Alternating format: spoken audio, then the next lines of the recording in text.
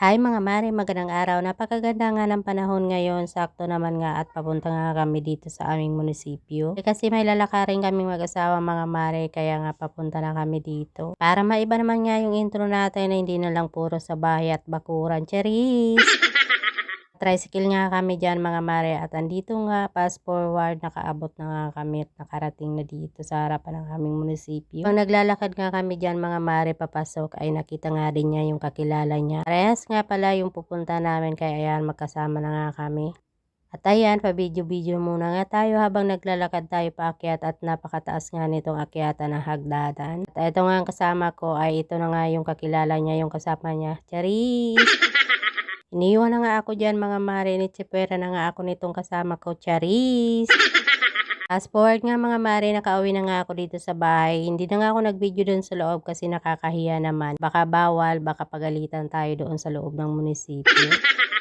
So pagkadarating ko nga dito sa bahay, nagbihis nga lang ako ng damit mga mare. Tapos magluluto na nga ako ng ulam. Simpleng ulam nga lang ito mga mare. Nakabili nga lang pala ako dito ng papakbitin. Tapos 40 pesos lang. Yung sinahog ko dito, isang pirasong pork chop. Pinagolden brown ko muna. Tapos ginisa ko na yung bawang sibuyas at saka yung kamatis. Tapos nilagay ko na nga itong lahat ng gulay. Naglagay nga ako dito ng pampalasa, paminta, konting asin at saka nilagyan ko na ng tubig. Nagdagdag nga pala ako dito ng pampalasa ng patis at tinakpan ko muna. Eto luto na nga pagkalipas nga ng ilang minuto mga mare. Sa hapon naman ganap ito mga mare dahil nga itong anak ko ay nagyaya na dito sa labas kaya ayan pinakain na namin itong mga alaga ng manok. Alam na nga rin itong mga alaga namin kapag nandito na nga kami sa kubo na meron na nga tao, ayan naglalapitan na nga sila at nangingi na ng pagkain. Medyo nakakalungkot nga lang mga mare kasi yung isang inahin namin dito na maraming sisiw. Kakalabas nga lang namin dito ay namatay nga pala yung mga sisiw niya. Tapos yung ina nga ay parang magkakasakit nga din. Yun nga talaga mga mare, hindi yun maiiwasan. And then ito naman mga ganap ito mga mare ay kinabukasan naman nga ito. So, ayan, may panibagong trabaho tayo at na-hire tayo mga mare. Charis!